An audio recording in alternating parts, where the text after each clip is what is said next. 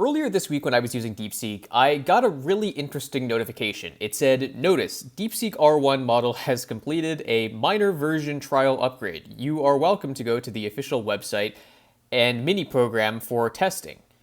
So I wondered what this was, and I did a bit of digging, and with Tensor Taxes and a few other people on Twitter, we figured out that this was potentially a new release of DeepSeek R1 from DeepSeek, but we didn't know much about it, and they gave us a few more hints. Someone even accidentally wrote an entire article about the improved performance of this model, and things got really exciting. So today, this model has officially been released by DeepSeek, and I want to get into what this is. It's not necessarily DeepSeek R2, but it gives us a lot of insight into what DeepSeek has been cooking in the background since the release of R1 that completely shattered the world of AI, at least in the West. We've now recovered, and there's a lot to talk about. So welcome to AI Flux. Let's get into it. Real quick, I want to announce one of my newest partners with the channel, which is a tool called WhisperFlow. WhisperFlow is pretty much like Whisper if you could add computer use as well. It lets you vibe code with just your voice or even control a ton of your computer just by speaking. There are a lot of tools like this. This is by far the best, so check out my link below for a discount. So we started seeing some really interesting things show up on Twitter or X over the past 48 hours. What we initially thought was a completely baked release of DeepSeek R2 has actually turned out to be a research upgrade, or what DeepSeek is calling DeepSeek R1-0528, which in theory is the revision of the model that was available, which in theory is just the revision of this model that was released on May 28th, 2025. And the differences in this model's behavior are interesting. In certain ways, this update is more about thinking, and in other ways, it's a core upgrade to the way DeepSeek works, all built on top of the same core principles that made DeepSeek R1 so fascinating. And it's also really funny that basically all of the marketing for this were tweets poorly translated from Chinese to English, and for all of the marketing budget that OpenAI has, they could never generate this much excitement around their closed source models. So kind of an interesting take there. So what I would describe this as, coming directly from DeepSeek, is that this is a update. It's not necessarily a full re-release of the model itself, and there are some curious attributes of this model. And what I should say right off the bat is there are no benchmarks. So I've seen a few physics benchmarks. People have done the famous, the rotating octagon sort of challenge, and it appears to be quite good. In certain cases, it is trading punches with Claude for Opus. In certain cases, it's really not. And what this appears to be is maybe a hint of what DeepSeek R2 tooling might look like. But in terms of its capability, it's a little underwhelming. But obviously the fact that they've released a deep thinking upgrade as a response to a lot of the reasoning models we've seen recently is pretty interesting. So this is what the Hugging Face page looks like. As you can see, this is an Openweight model released with an MIT license, which is pretty cool. This is something that we still have not gotten from OpenAI. And obviously Anthropic also isn't very close. So only the benchmarks will tell if this is close to Claude 4. What's interesting is this model clearly can be run with very similar tooling to what DeepSeek R1 required. So effectively tons of RAM, probably on a CPU-based system. If you have a ton of GPUs, in theory, you could run this with very, very large NVIDIA GPUs, but it's gonna take some time before this is running on anything that you or I could have in their home lab or living room. And there have been some really interesting initial analyses. So one thing is that this model appears to be a bit less self-aware in terms of understanding its own thinking. This could be how DeepSeek is deciding to represent memory. And one thing that's really cool with DeepSeek is, in theory, we'll probably see some research papers coming out very soon explaining some of their implementation with this model. Of course, when you have weights, it doesn't actually really tell you very much about the model. You know, the best way that these researchers brag is by releasing papers to explain their work, and hopefully we'll see that soon. I think since it's a research preview, it'll probably be maybe less soon than it would have been with a full release, but that will be interesting to see. So for those of you who are curious, Tier Taxes is one of my favorite sources on Twitter for AI advancements. I like this because I'm an engineer, and this is all written in a very engineering-centric breakdown. What is really interesting are the variances between basically DeepSeek V3 and what this sort of new release of DeepSeek R1 is. And I want to link to a Substack article that was really interesting in terms of breaking down some further details about this model. So what this breaks down is the rough performance of this model basically coming from Ali Cloud, which is China's Alibaba, kind of Amazon AWS equivalent. So they're making some assumptions here based on single GPU performance. Rough throughput of 2,000 transactions per second.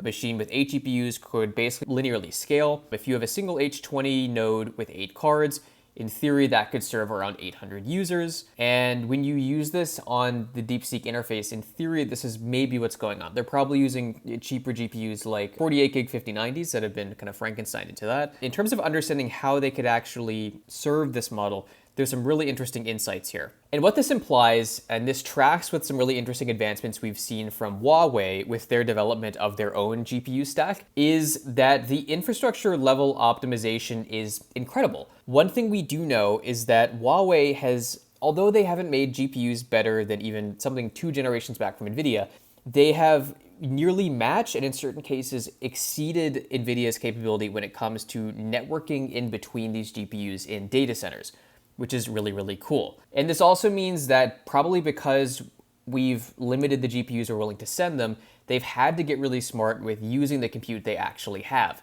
And one astounding thing is how quickly China has moved around these massive challenges and walls in the way of, in theory, them achieving the same progress as the US. And what's cool is they've done so much with this deep tooling that they've likely don't really have to slow down their development relative to their compute available. And eventually they'll probably be able to yield more from their slower GPUs at a lower cost than even if they were buying NVIDIA GPUs on a gray market coming out of Singapore, which for those of you who are curious, all the NVIDIA GPUs that are of a recent spec ending up in China are just being smuggled through Singapore, which is a really curious thing I might eventually make a video about.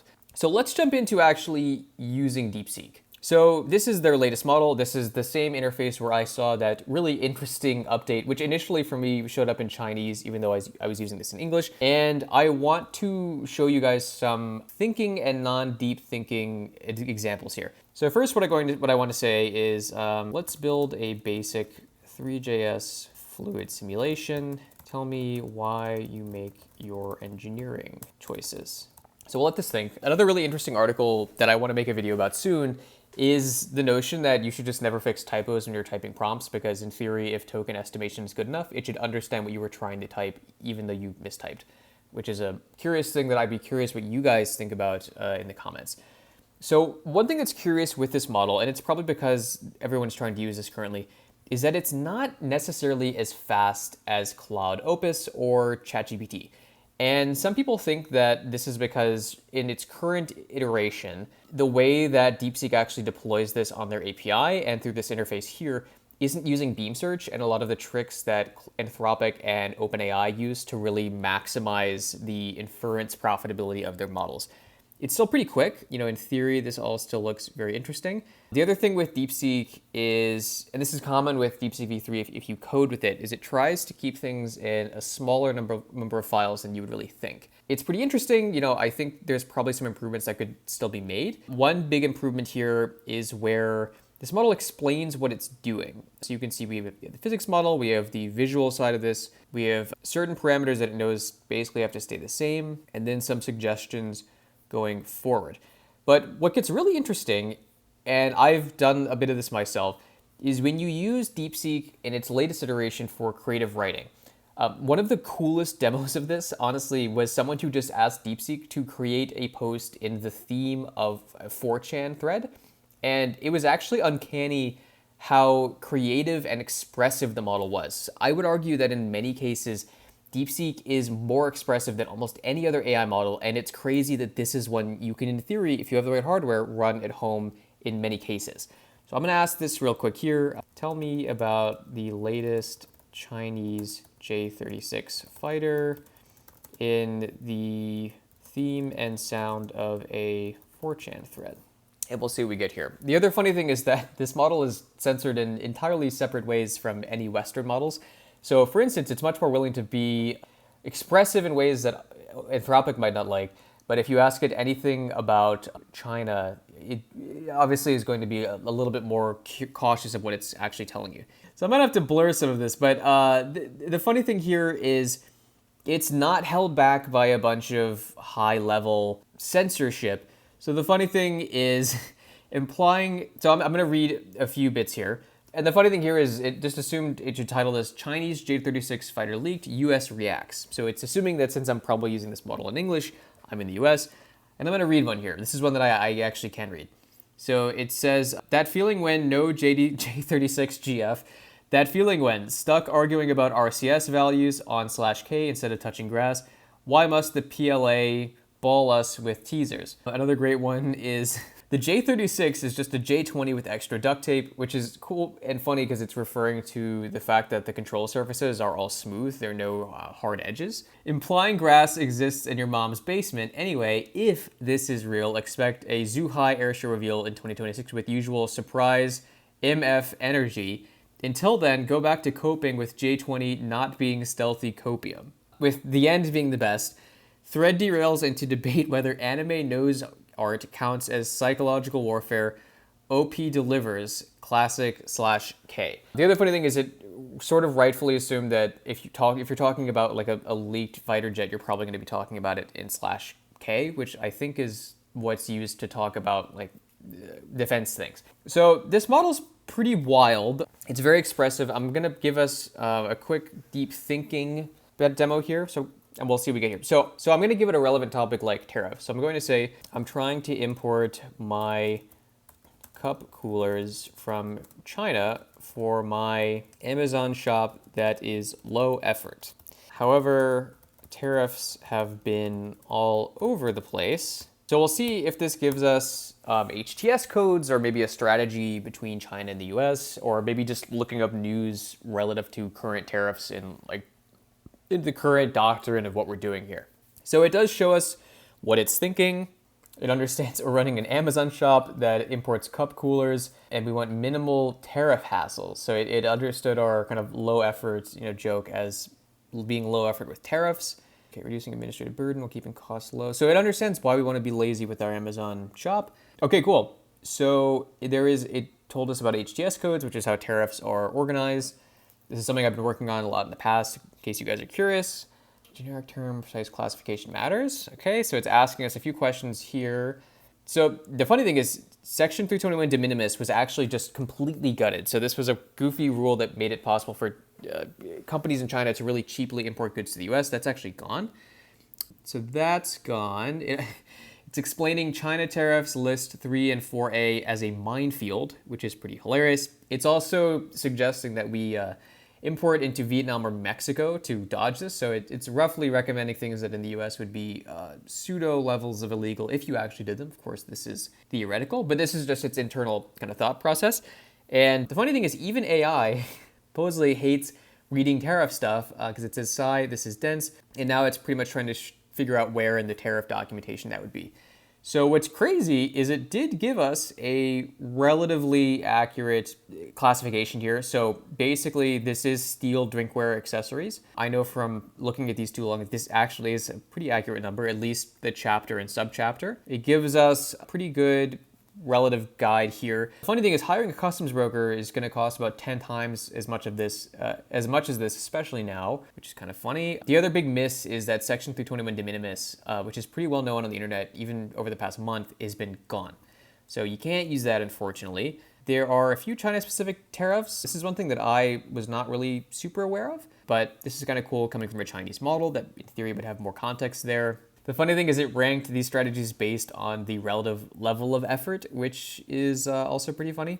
So this is cool though. What's interesting with these models is it's funny that a Chinese model is much more honest with how it's thinking and what it's kind of pushing back and forth relative to anything we have in America currently. Obviously, I'm a big fan of Anthropic and I still love their models for coding, even though they're wildly expensive. Again, unfortunately, we didn't get an R2 update. Obviously, R2 is still underway. There were a few maybe cleverly purposeful leaks about some of the review of this model. And in the description below, I'll link a few more kind of long form Substack articles that I think give a lot of really interesting insight into this model, more so than I can pack into like a 15-minute YouTube video. So yeah, curious if any of you guys are running DeepSeek R1 or DeepSeek R1 quants on your local rigs. Curious if you're using CPU or GPU, if you're waiting to run this model, maybe run DeepSeek R2. Always curious what you guys are doing with local AI. Let me know in the comments below. Definitely check out Whisper Flow as well. It's a really cool tool that's now a sponsor of the channel. It pretty much lets you talk into your computer and then do computer use as a function of voice, which is pretty cool. So there's a link below for that. And yeah, as always, I hope you learned something in this video, and I'll see you in the next one.